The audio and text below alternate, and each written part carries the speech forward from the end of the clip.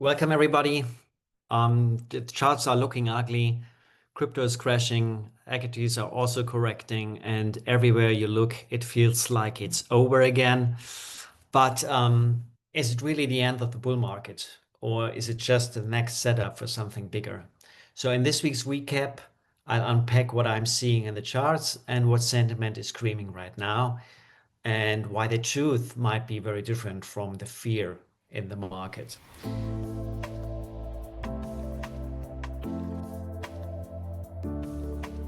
As always, let's dive into the charts. I always look across asset-wise because crypto is not an insulated event.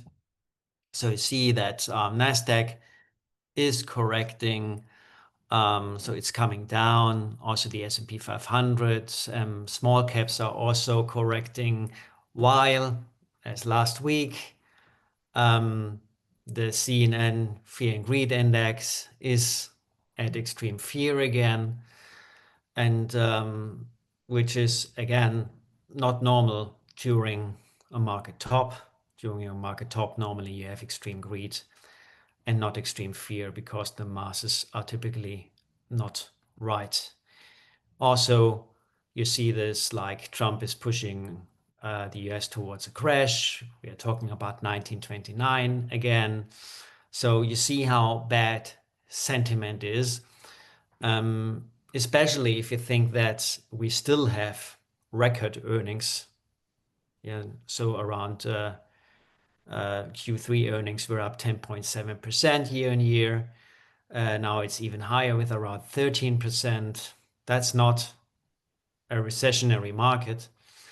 And also, people are worried in crypto, especially about this phenomenon that you have or you had rising equity markets, all-time highs everywhere, but Bitcoin is going down. Yeah, you have this divergence, and people think that might be the case that crypto is leading here, and equities will just follow Bitcoin. So now that has we don't know. We don't have a crystal ball here. Um, that might be a possibility. We have to think in possibilities, but I think it's rather a correction in the highest beta sectors in the stock market, as you can see here with the Goldman Sachs US High Beta Momentum Index. So momentum equities, high beta equities are crashing. It's almost as bad as with these DeepSeek China AI thing we had in January. So it's really extreme at the moment. Yeah, you see AI stocks crashing, high beta stocks crashing. I think it's more a sector phenomenon, especially if you think that growth is correcting versus value. Yeah, that's a ratio chart, growth against value. And also you see relative strength in international stocks. Yeah, that's international stocks versus the S&P 500. And that's going up. And we have a sideways consolidation here. That doesn't look bad. And also you have energy stocks holding up well with a relatively low oil price. So the commodity story is still going on. We see rotation. Normally, last man standing is then the energy sector.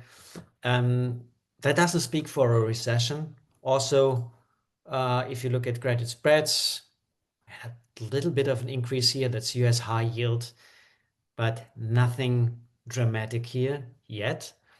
So we have to watch that. So markets, and that's a phenomenon of the whole year, are always nervous. They hate the rally. And as soon as we have a correction, it's extreme fear. And I think the sentiment should be bullish if we see a generational top here. Now, let's talk about Bitcoin. The chart doesn't look good. I have to admit that. So we see a falling wedge here. And my hope was that we are holding here and going up again. So the fact that we are now trading at 95 is not good. I have to admit that. Yeah, that speaks for a top at the moment, right? There's nothing nice to see here. We should really hold here, otherwise it's getting more ugly. And also another ugly chart, and I showed that several times, is MicroStrategy or strategy against Bitcoin, and it's constantly bleeding for months here now. And question is when strategy becomes a problem. I think not now. Yeah, the converts, for example, they are not. They don't mature this year, and I also don't think next year. So it's, I think, a 27 thing. And also strategy is now trading below the MNAV, and that's not good. But what I find interesting is if this was the end, then, and I showed this chart also last week, you wouldn't see the total crypto market X Bitcoin, X Ethereum, and stablecoins against Bitcoin going up. Yeah, that's a ratio against Bitcoin. So whenever that's going up, it means that the altcoins are outperforming Bitcoin. And especially in this market crash environment, I have to say, that's not a normal movement you would expect. Also, again, Bitcoin dominance is not going up in this market. Normally, we say in a risk-off market, Bitcoin is doing relatively well against the other coins. This time, you see that even the Bitcoin dominance is going down. Speaking of that, altcoins are holding up relatively well. So that's something which indicates that the market is kind of exhausted to the downside.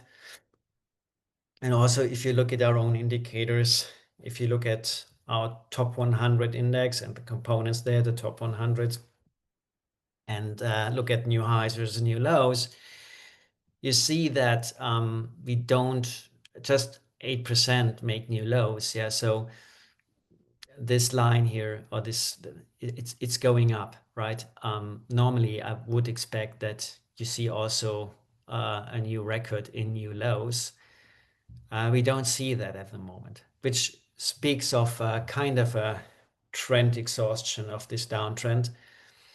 And also, if you look at our market vector crypto heat index, which is an aggregate of relative strength, measures breadth of the market, it measures trend exhaustion, and you see that we are in a super undervalued phase here, which speaks against a more dramatic downturn in the altcoin market. But again, the charts, especially Bitcoin, we have to watch that. And so the hope is that now, as the government shutdown is over, the Fed is further cutting rates and maybe increasing liquidity injections, that we finally could have a Q4 rally into the year end. But there are warning signs. I think, and that's the overall backdrop, as long as the equity market is holding up and it's just a correction, I have a hard time that Bitcoin is crashing into the all-time lows again. Normally, that should go hand in hand with the stocks. And as I said, we have also very bad sentiment in stocks, which speaks against a broader downturn. But that remains to be seen. It's definitely a super interesting market. So I will keep you posted next week. And I would love to see you to subscribe to the channel and smash the like button. And despite these falling markets, I wish you a great weekend. Thank you very much.